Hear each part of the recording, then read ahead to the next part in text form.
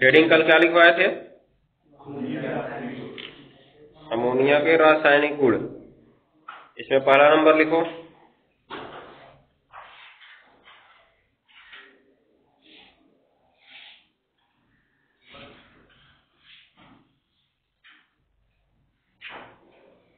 पहला नंबर दहन। दहन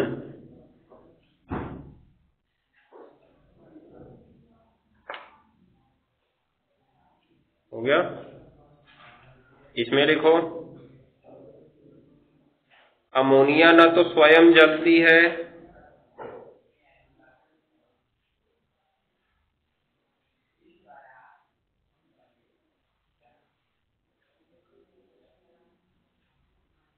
अमोनिया न तो स्वयं जलती है न ही जलने में सहायक होती है।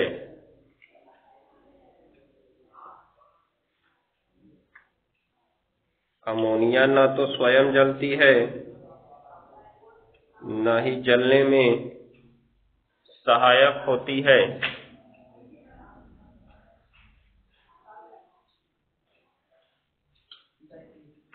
परंतु परंतु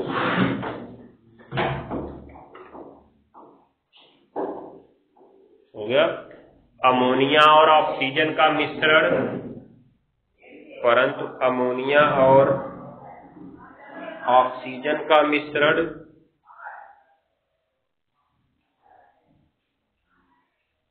पीली ज्वाला के साथ जलता रहता है। पीली ज्वाला के साथ जलता रहता है और N2 गैस बनती है और N2 गैस बनती है। हो गया। तो अब यहाँ देख सकते हो क्या होगा। NH3 और O2 का मिश्रण है, ये जलने के बाद बनाएगा N2 और हाइड्रोजन ऑक्सीजन बचे तो वो क्या बनाएंगे, H2O। संतुलन करना है तो यहाँ पे अगर हम 4 कर दें 2 N2 हो जाएगा, 4 3 12 हो गया। यहाँ पे 6 कर दो तो यहाँ पे कितना कर दोगे, 3। अभी सोच रहे होगे कि 2 ही करके काम क्यों नहीं चला लिए, 2 भी कर सकते थे ना, कि 2 3 6 हो जाता और N2 तो पहले से ही था ना, 2 से भी कर सकते थे। लेकिन 2 से क्यों नहीं कर पाए, क्योंकि अगर यहाँ पे हम 2 3 6 तक 3 H2O करना होता ना, यहाँ पे 3 H2O तो 3 ऑक्सीजन होता, तो कैसे यहाँ 3 ऑक्सीजन बनाते। O2 अणु से कभी हमको 3 ऑक्सीजन मिल सकता है नहीं, अणु पूरा लेंगे ना अभिक्रिया में हम, नहीं तो यहाँ पे 3/2 लिखते, भिन्न लिखे नहीं है, इसलिए हम लोग का गुणांक थोड़ा आगे बढ़ गया है। नोट कर लो।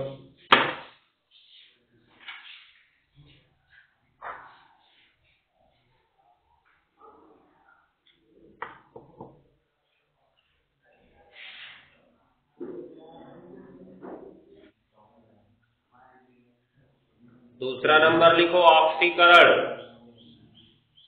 ऑक्सीकरण ऑक्सीकरण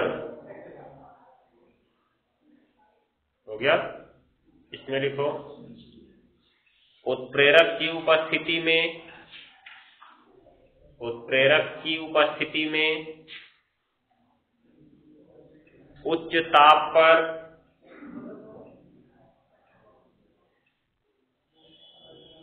उत्प्रेरक की उपस्थिति में उच्च ताप पर, हो गया। उत्प्रेरक की उपस्थिति में उच्च ताप पर अमोनिया का ऑक्सीकरण करने पर, अमोनिया का ऑक्सीकरण करने पर नाइट्रिक ऑक्साइड बनता है। नाइट्रिक ऑक्साइड बनता है।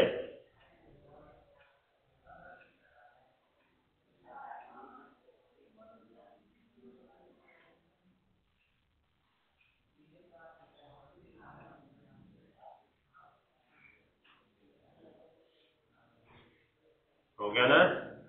यहाँ पे ध्यान दे सकते हो आप।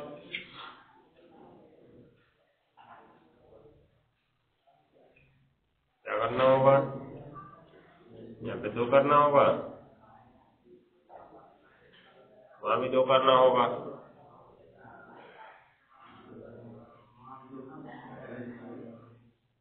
चार ही करना होगा क्या?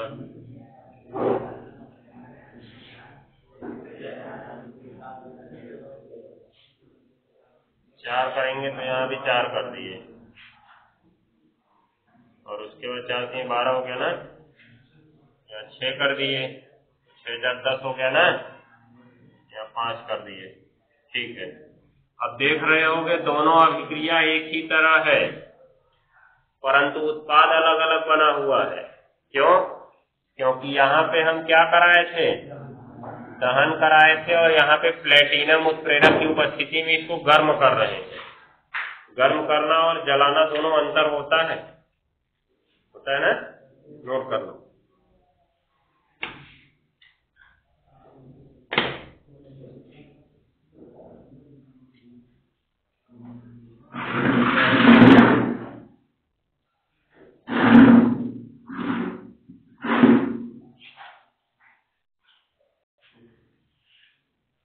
शेडिंग के ऊपर इंपॉर्टेंट लिख देना दूसरे वाले में।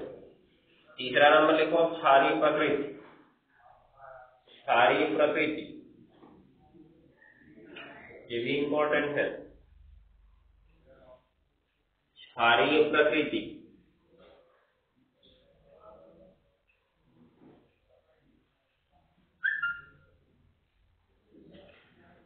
क्षारीय प्रकृति हो गया। अब क्षारीय प्रकृति के बारे में तो जानते ही, अमोनिया क्षारीय प्रकृति का होता है। बस इसको लिखना, कुछ अभिक्रियाएं पढ़ेंगे इसमें। तो लिखेंगे चूंकि अमोनिया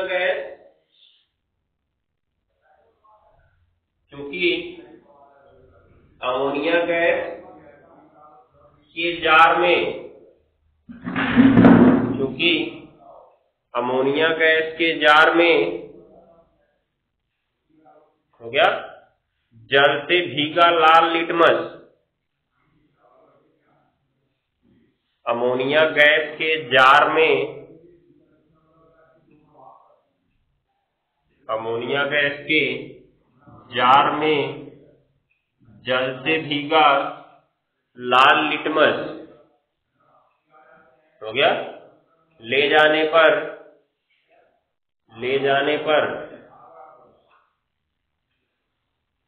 वह नीला हो जाता है।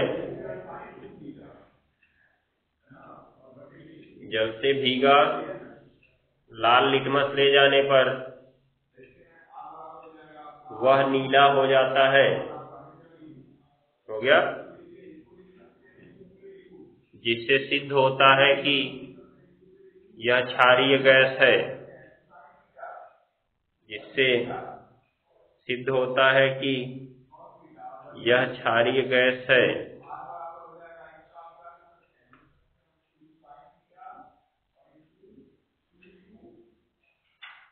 हो गया। तो अब क्षार है तो अम्लों से क्रिया करके क्या बनाएगी? लवण बनाएगी। तो लिख सकते हो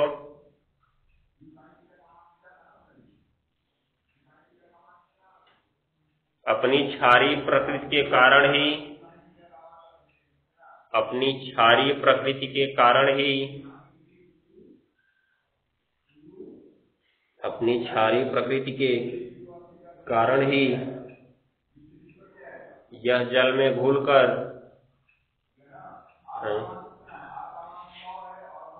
उल्टा बोल, चलो लिख लो, यह जल में घुलकर हो गया दुर्बल क्षार। यह जल में घुलकर दुर्बल क्षार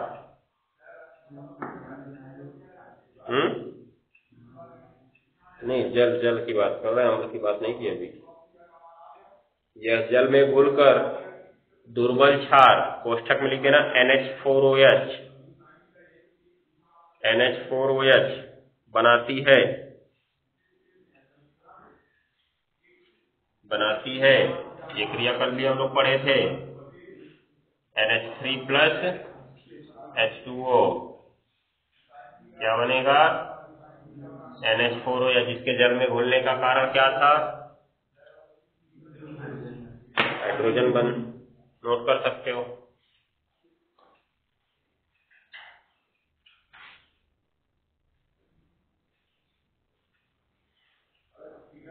हो गया? आगे लिखना। अमोनिया गैस अम्लों से क्रिया करके, अमोनिया गैस अम्लों से क्रिया करके अमोनियम लवण बनाती है। अमोनिया गैस अम्लों से क्रिया करके अमोनियम लवण बनाती है।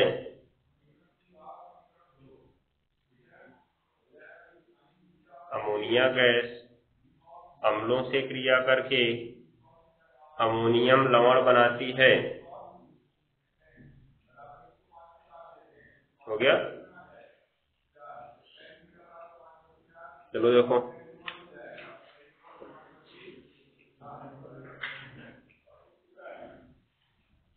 जैसे देखो NH3 प्लस HCl, तीर के बाद अमोनियम बनाना है तो अमोनियम का सूत्र क्या होता है? NH4 के ऊपर प्लस, तो इसका एक हाइड्रोजन ये अपने में जोड़ेगा और क्या बना लेगा? NH4 प्लस बना लेगा, और Cl पे क्या होता है? माइनस, तो ये जुड़ जाएगा इससे, दोनों मिलके क्या बना लेंगे? NH4Cl। क्या जल बनने की संभावना यहाँ पे हुई? नहीं हुई। तो हमारा काम उल्टा हो गया कि अम्ल और क्षार की क्रिया से लवण और जल बनता है। ये क्षार थोड़ी ना है, क्षारीय प्रकृति का है। देख रहे हो? यदि अगर हम इसके जलीय विलयन अर्थात NH4OH का क्रिया कराएं HCl से, तब क्या पाओगे? तब NH4 इसका प्लस पहले से बना है और इसके पास आके कौन जुड़ेगा? Cl, और बाकी के बचे OH और H2O क्या बनाएंगे? H2O बनाएंगे। ध्यान दिए रहना, अमोनिया की क्रिया HCl से कराएंगे तो केवल अमोनियम क्लोराइड बनेगा, परंतु अमोनिया के जलीय विलयन अर्थात NH4OH की क्रिया कराएंगे अगर HCl से, तो अमोनियम क्लोराइड के साथ क्या मिलेगा? जल भी मिलेगा। तो इस बात को याद रखते रहना। अभिक्रिया देके फंसा सकता है। क्या होता है जब अमोनिया के जलीय विलयन की क्रिया HCl से कराते हैं, और रटे रहोगे अमोनिया की क्रिया करने पर अमोनियम लवण बनता है, बस जल लिखे ही नहीं है। नोट कर लो।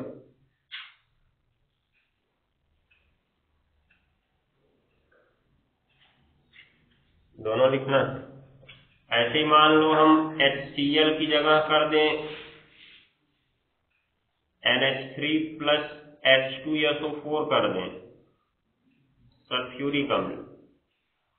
तो देखो NH3 तो एक हाइड्रोजन इसका लेके पहले अपना क्या बना लेगा? NH4 प्लस बना लेगा, लेकिन SO4 कितना बनाता है जी?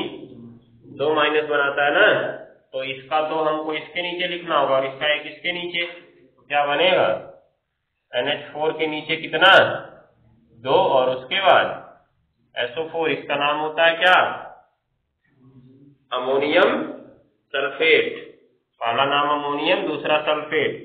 यहाँ पे संतुलन के लिए क्या कर देना होगा? 2 करना होगा, क्योंकि अमोनिया ने इसका एक ही हाइड्रोजन लिया था ना, 2 अमोनिया मिलकर 2 हाइड्रोजन लेते हैं ना इसका, इसलिए इस प्रकार की क्रिया हो जाती है। ऐसे ही जब फिर इसके जलीय विलयन का कराओगे तो साथ में बस क्या बन जाएगा? H2O बन जाएगा। हो जाएगा? नोट करो।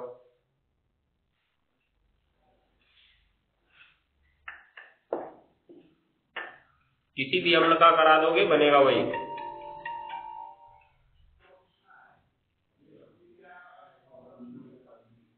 अब लिखो हैलोजनों से क्रिया। हाइड्रोजन से क्या लिखोगे? ये लिखो क्लोरीन से क्रिया। क्लोरीन क्लोरीन से क्रिया, क्लोरीन से क्रिया, वेरी वेरी इंपॉर्टेंट 6 क्वेश्चन है यहां से।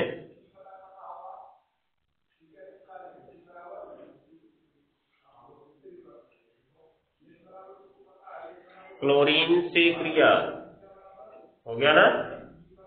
चलो अब देखो, अमोनिया की क्रिया क्लोरीन से 2 प्रकार से होती है। अमोनिया की क्रिया क्लोरीन से 2 प्रकार से होती है। अगर एक बार क्लोरीन आधिक्य में हो अर्थात क्लोरीन अधिक मात्रा में लिया जाए, और एक बार अमोनिया आधिक्य में हो अर्थात अमोनिया अधिक मात्रा में लिया जाए। जब अमोनिया अधिक मात्रा में लेते हैं तो NH4Cl बनता है, और क्लोरीन अगर अधिक मात्रा में ले लिए तो NCl3 अधिक मात्रा में बनता है, जो क्या होता है, विस्फोटक होता है। ध्यान दिए रहना, प्रयोगशाला में अभिक्रिया कराने लगे तो काले होकर बाहर निकलोगे। लिखो आगे, इसमें लिखना शुरू करो। अमोनिया की क्लोरीन से क्रिया 2 प्रकार से होती है। अमोनिया की क्लोरीन से क्रिया 2 प्रकार से होती है। अमोनिया की क्लोरीन से क्रिया 2 प्रकार से होती है।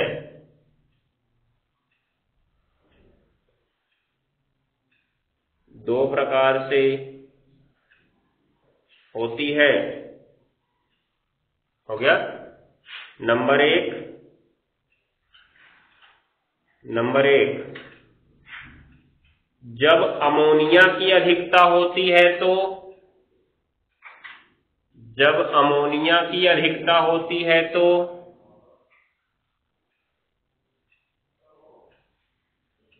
जब अमोनिया की अधिकता होती है तो जब अमोनिया की अधिकता होती है तो अमोनियम क्लोराइड बनता है। अमोनियम क्लोराइड बनता है और N2 गैस निकलती है। N2 गैस निकलती है।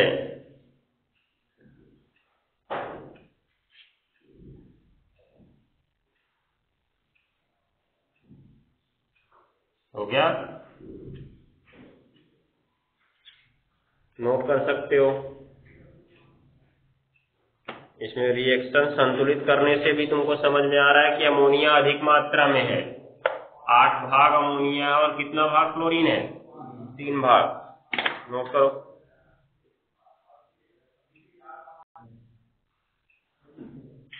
अब नीचे लिखो,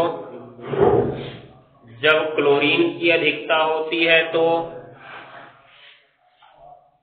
जब क्लोरीन की अधिकता होती है तो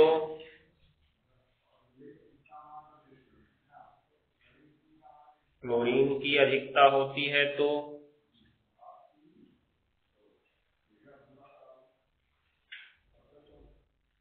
हो गया। क्लोरीन की अधिकता होती है तो एक विस्फोटक पदार्थ NCl3 जैसा कि ये दिख रहा है, NCl3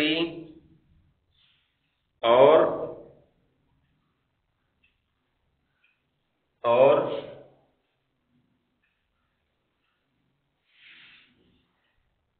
HCl बनता है। NCl3 और HCl बनता है।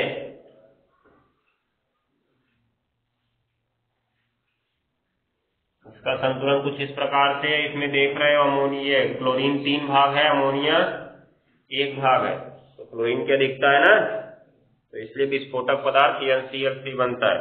पीछे हम लोग हैलाइड में पढ़ चुके हैं कि ये हैलाइड क्या, उसी में पढ़े हैं शायद, नाइट्रोजन का असंगत व्यवहार में, कि नाइट्रोजन के हैलाइडों में केवल जो NF3 होता है वही अस्थाई होता है, शेष क्या होते हैं? विस्फोटक होते हैं। पढ़े है ना? तो NCl3 भी विस्फोटक होगा अगर यहीं पे ब्रोमीन से क्रिया करा दे। किससे? ब्रोमीन से, तो NBr3 बन जाएगा, वो भी विस्फोटक होगा। यहीं पे आयोडीन से क्रिया करा दें तो NI3 बन जाएगा, वो भी क्या होगा? विस्फोटक होगा।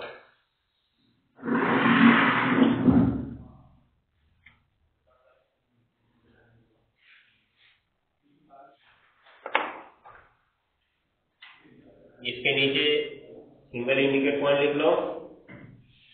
इसी तरह की क्रिया Br2 और I2 से भी होती है।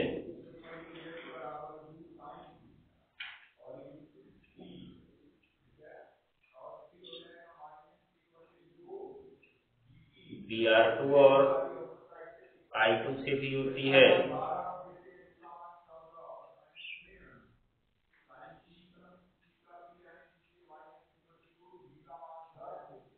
हो गया ना?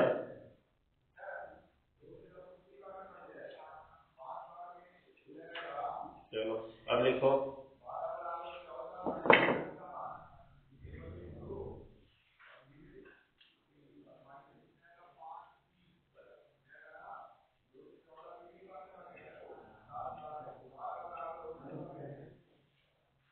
अगली हेडिंग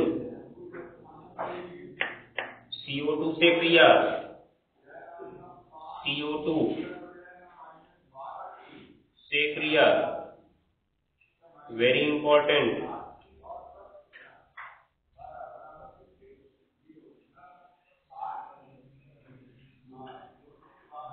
हो गया? इसमें लिखो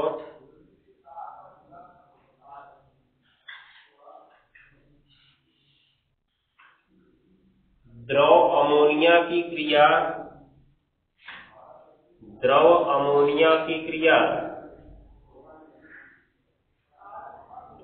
द्रव अमोनिया की क्रिया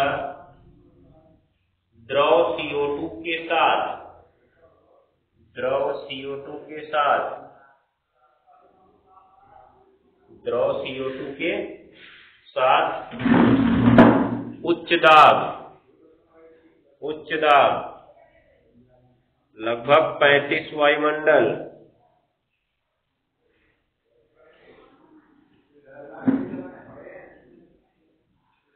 पर कराने पर, पर कराने पर,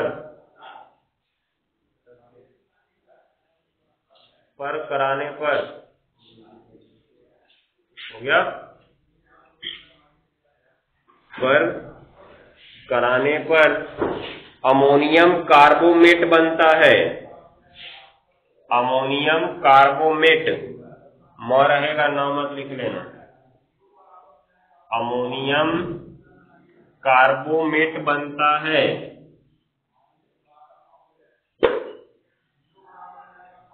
कार्बोमेट बनता है जो 150 डिग्री सेल्सियस पर, जो 150 डिग्री सेल्सियस पर, हो गया, निर्जलीकरण से यूरिया में बदल जाता है।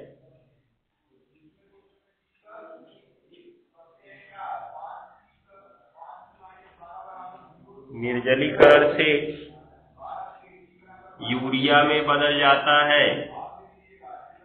अब देखो NH3 प्लस CO2 दोनों को L स्टेट में लेना है, लिक्विड स्टेट, और दाब कितना रखना है?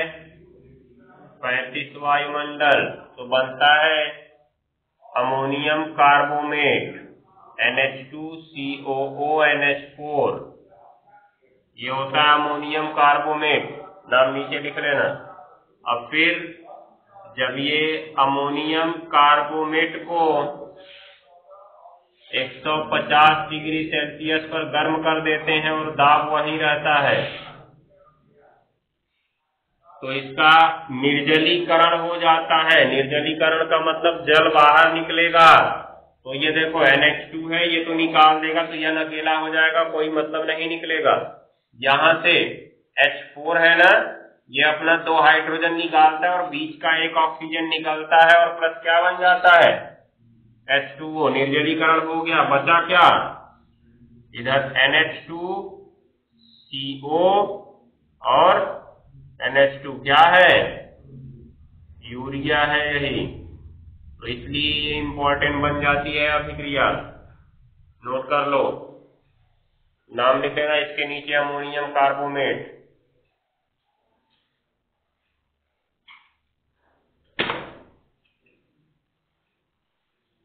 अगला नंबर लिखो हेडिंग, सोडियम हाइपोक्लोराइड से क्रिया। सोडियम हाइपोक्लोराइड क्या रहेगा, सोडियम हाइपोक्लोराइड, कोष्ठक में इसका सूत्र लिख लेना। सोडियम हाइपोक्लोराइड सूत्र होता है NaOCl। NaOCl से क्रिया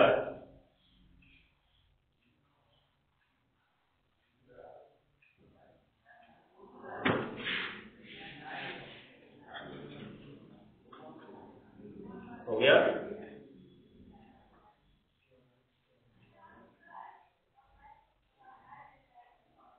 हो गया ना, तो लिखो,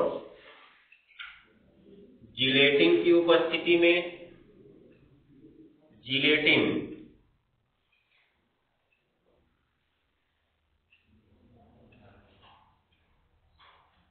जिलेटिन की उपस्थिति में अमोनिया की क्रिया NaOCl से कराने पर, जिलेटिन की उपस्थिति में अमोनिया की क्रिया NaOCl से कराने पर हाइड्राजीन बनता है। हाइड्राजीन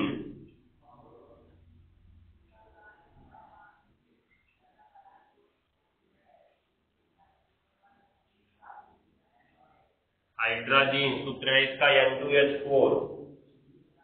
N2H4 बनता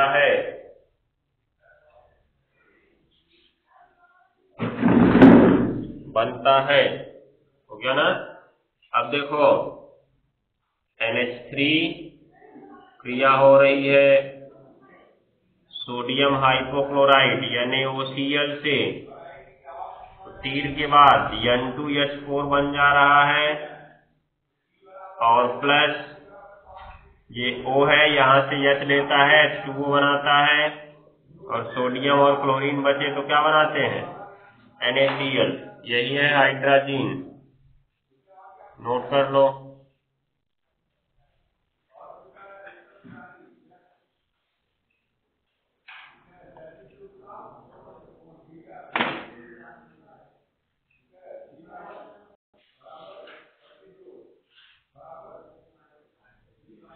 अब हेडिंग लिखो,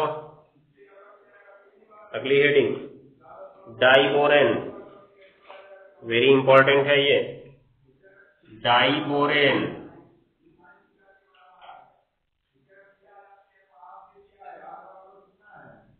कोष्ठक में सूत्र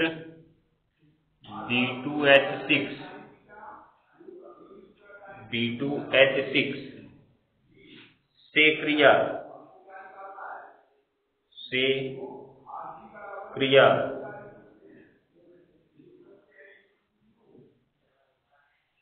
हो गया ना, लिखो, वेरी इंपॉर्टेंट है। 450 केल्विन ताप पर 450 केल्विन ताप पर 450 केल्विन ताप पर अमोनिया की क्रिया डाइबोरेन से कराने पर, अमोनिया की क्रिया डाइबोरेन से कराने पर डाइबोरेन से कराने पर हो गया बोराजीन बोराजीन बनता है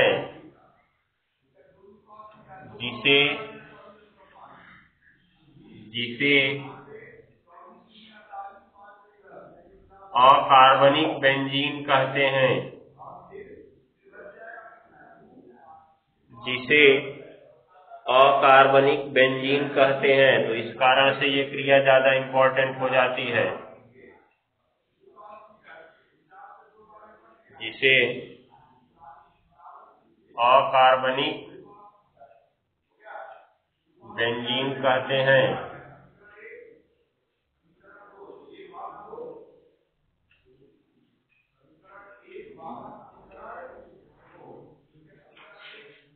हो गया, लिख सकते हो इस अभिक्रिया को।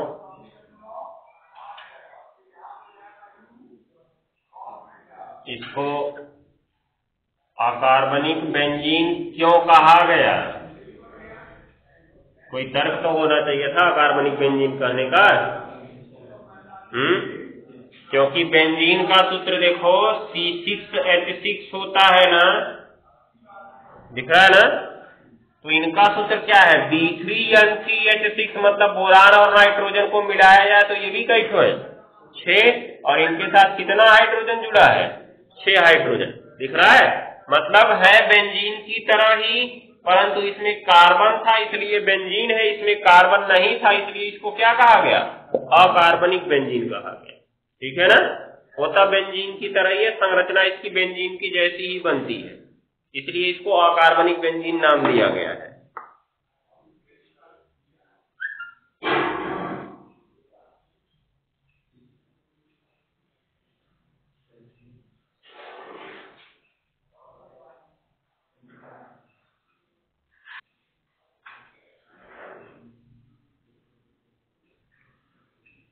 लास्ट हेडिंग इंपॉर्टेंट,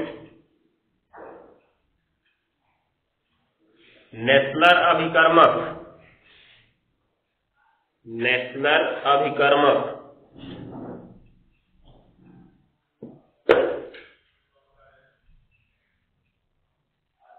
नेस्लर अभिकर्मक ये होता क्या है? कॉपी के सबसे ऊपर लिख लो, नेस्लर अभिकर्मक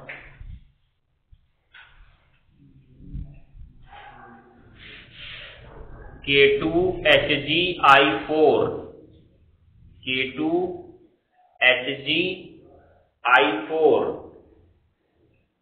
आईफोन मत लिख रहे, K2HgI4 हो गया। का क्षारीय विलयन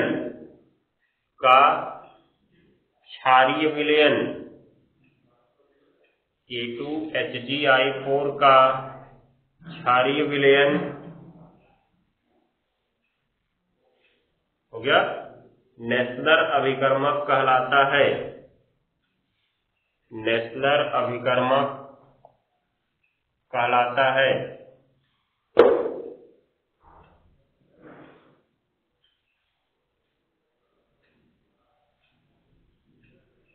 हो गया। अब लिखो नीचे हेडिंग, नेस्लर अभिकर्मक से क्रिया। नेस्लर अभिकर्मक से क्रिया,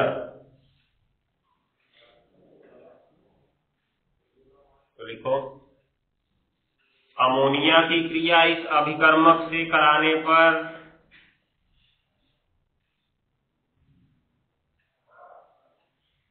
अमोनिया की क्रिया इस अभिकर्मक से कराने पर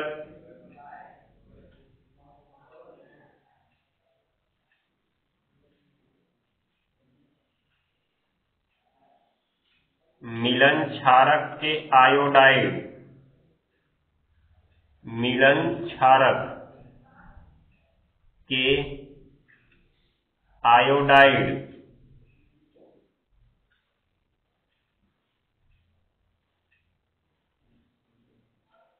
मिलन क्षारक के आयोडाइड का भूरा अवक्षेप बनता है।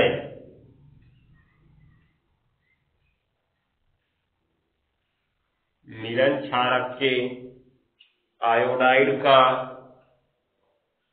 भूरा अवक्षेप बनता है। अभिक्रिया थोड़ी बड़ी है लेकिन ध्यान में रखना।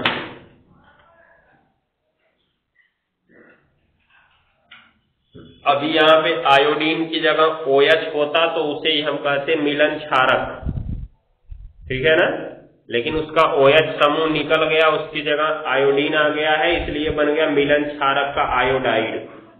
समझ गए? तो लिख सकते हो रिएक्शन, ये तुम्हारा अमोनिया हो गया और ये पूरा यहाँ से यहाँ तक नेशनल अभिकर्मक हो गया। क्यों? क्योंकि K2HgI4 से क्षारीय विलयन को नेशनल अभिकर्मक कहते हैं। तो यहाँ पे क्या लिया गया है? क्षार लिया गया है। ठीक है, कोई भी क्षार ले सकते थे स्वतंत्र हो लेने के लिए।